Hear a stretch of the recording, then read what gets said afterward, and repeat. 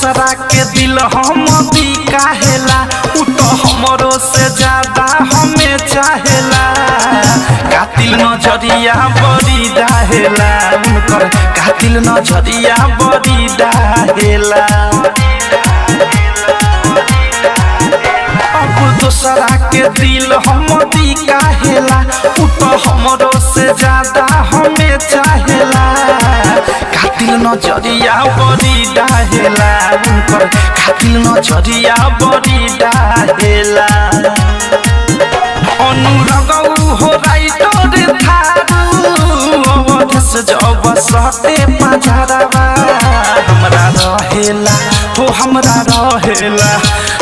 रहेला दिल के नियरावा ए सखी हमर हीरौआ यारवा हमरा रहेला दिल